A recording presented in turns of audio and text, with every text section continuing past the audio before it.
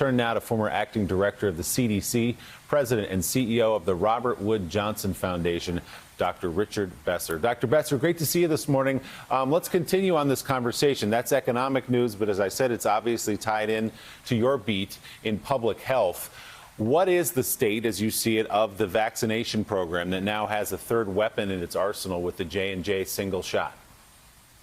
Well, Willie, before I answer that question, I do want viewers to know that our foundation owns stock in J&J. But one of the things that gives me hope is the increased spread of vaccines around the country. But when you look at who has been getting vaccinated, it ties into the conversation you're having around economics. It ties into the conversations we've been having time and time again around who's being hit hardest by this pandemic. The pain has not been spread evenly across. The economic recovery that you're talking about is not going evenly. One of the things about the vaccine rollout that gives me great concern is the great disparity between vaccination rates among Black, Latino, and white Americans. Far more white Americans have been vaccinated than have people of color, even though the pandemic is hitting communities of color the hardest. I get some hope when I see increasing efforts by the federal government and by states to reach people where they are, to scale up vaccination in communities of color, to do vaccination drives in churches and community centers. These efforts are absolutely critical if we want to ensure that those who've been hit hardest have the protections that they need. So, Doctor, in addition to that very legitimate aspect of the vaccines, people who aren't able to get the vaccines, as you just pointed out, there's something else going on out there in the country, and it is this. We have 3 vaccines. It's a miracle that we have 3. And maybe by the end of May, as the president indicated, vaccines will be available to every American. That'd be wonderful. And yet you hear the undercurrents out there from people who say, you know, how come I'm not getting the 2-shot vaccine? Why am I going to be getting the 1-shot vaccine? Do we need a bigger informational program right now to deal with these questions? Yeah, I mean, this is really challenging. It's a really challenging issue to communicate against.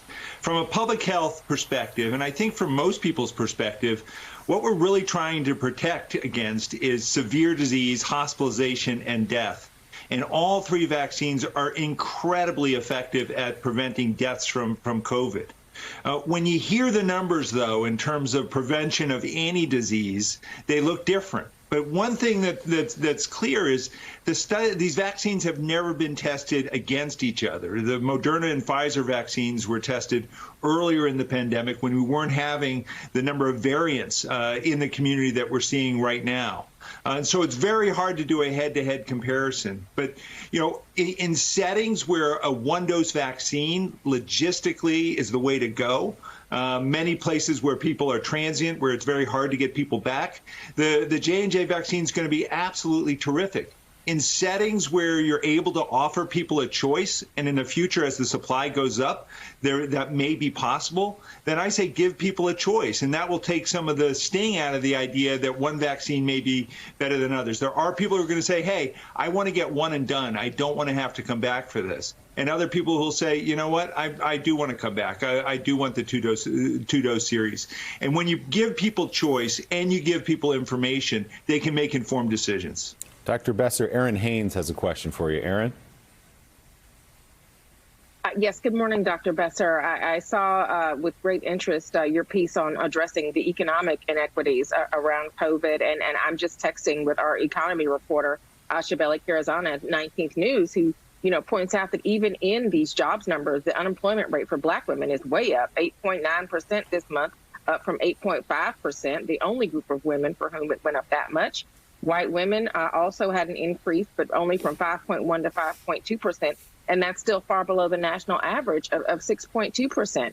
I'm in Philadelphia. I'm reading in the Inquirer about the vaccine deserts that still persist in Philly, even as I went to the mass vaccination site that opened here at the convention center, which certainly is aimed at addressing the disparities in the vaccine rollout. Only about 1 in 5 Black Philadelphians has been vaccinated up to this point. From both the public health and the economic perspective, these inequities persist.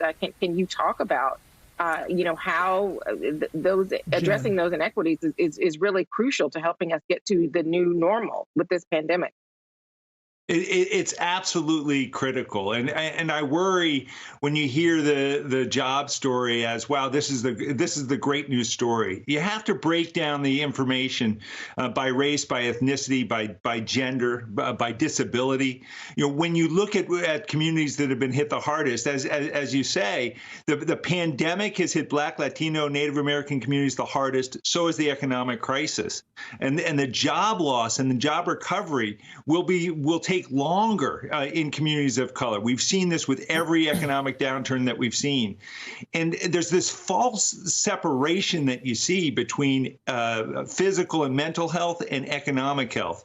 And the point I'm trying to make in the Hill piece is that you have to see those things as joined together.